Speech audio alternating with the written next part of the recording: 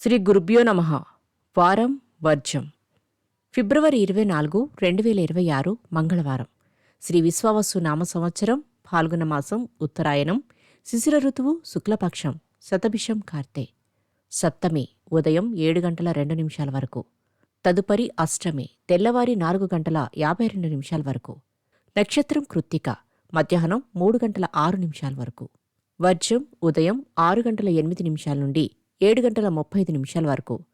దుర్ముహూర్తం ఉదయం 8:51 నుండి 9:38 వరకు. మరలా రాత్రి 10:56 నుండి 11:43 వరకు. రాహుకాలం మధ్యాహ్నం 3 గంటల నుండి 4:30 వరకు.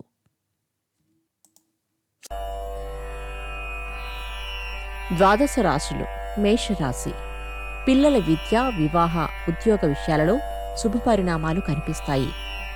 ఏ పని చేసినా దేవుడి మీద భారం వేస్తారు. వృషభరాశి. మార్పురాని వ్యక్తులలో మార్పు తేవడానికి విఫలయత్నం చేస్తారు. ఆర్థిక వ్యవహారాలు లాభిస్తాయి. వస్త్రలాభం. మిథున రాశి. న్యాయ వ్యవహారాలు, కోర్టు తీర్పులు అనుకూలంగా ఉంటాయి. స్థిరాస్తి వ్యవహారాలు అనుకూలిస్తాయి. కర్కాటక రాశి. విద్యా సంబంధమైన విషయాలలో ఈరోజు మీకు అనుకూలంగా ఉంది. అగ్రిమెంట్లు, కాంట్రాక్టులు కలిసి వస్తాయి. సింహరాశి.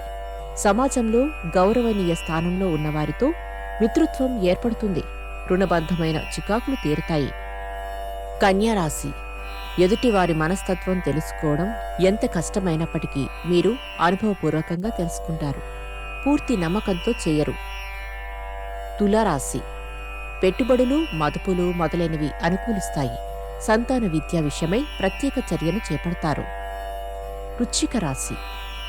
ఇవ్వవలసిన రుణములు, రావలసిన బాకీలు మొదలైన విషయాలు అనుకూలిస్తాయి. సోదరుల నుండి శుభవార్తలు. ధనస్సు రాశి.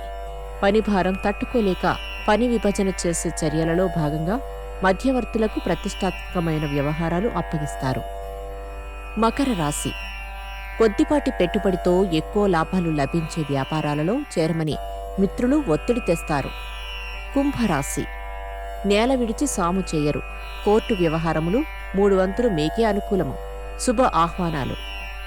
మీనరాశి. బంధువులకు సంబంధించిన కొన్ని వ్యవహారములను పర్యవేక్షించవలసి వస్తుంది. ఇంటర్వ్యూలలో విజయం సాధిస్తారు. నమస్కారం.